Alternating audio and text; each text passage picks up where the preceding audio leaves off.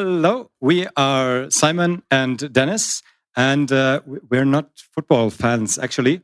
We are here because we need help from you on a small research project that we're doing, and we call it Excellent Collaboration. Yeah. So as organization developers, we're really interested in fostering teamwork. And there's different kinds of teamwork. There's co-working. Those people there, they work on the same thing. They might work on the same thing, but they not necessarily need each other. This is coordination. This is people need to be tightly aligned because they're working together on a greater goal, but it's very structured. They seem to work almost like with a contract that they have between them. And it happens always, like, this is really scalable. It happens everywhere, and you can, for example, see thousands of contracts in this picture alone. Yeah. And coordination can also look quite differently. This looks differently. It looks a bit more chaotic. It looks maybe more creative a bit, and certainly more dynamic. But do they get anything done? They do, but probably at the border between coordination and collaboration. Collaboration is not something that scales, but it's a small team thing. You see it when, you know it when you see it, like with art or porn or something like that. It's deeper. Yes. And it feels a bit like there's just more joy in the work. And yes. When you feel it, we were sure that everybody here has experienced it. We are at the moment researching what it really takes to get there. And it feels, people describe it to us, it feels like a flow as a team. So time would slow down. One person said it feels like everybody's connected. There's this kind of team consciousness. And it's just a bit like magic, like a flock of birds. Yes. So in other contexts, maybe in your work, maybe in your hobbies and sports, who has experienced team flow, this real collaboration, these things? Yeah, it's about 40% of the people. Great. You want to achieve more of this?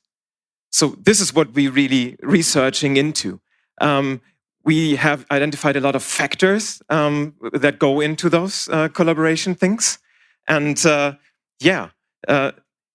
we have skimmed all the frameworks that we have in organizational development that go in there. And there's lots of things like, okay, how do I have respect, but also what's structures and stuff like that. So basically, we try to make sense of all of these factors that we collected, and we clustered them in basically 4 broad categories. The first one, we call it teamwork. This is methods and behaviors. Things like liberating structures is in there, or having working agreements for the team, or pair working. Second is structures. It's the room, the properties of the room, like lighting, for example, for neurodivergent people. It's also things like, how do we communicate with each other? Do we have respect? Some more fluffy things. Third, we need some tools. That just makes communication more effective. Facilitation, for example, is one, or also having reviews for inspect and adapt. Yes.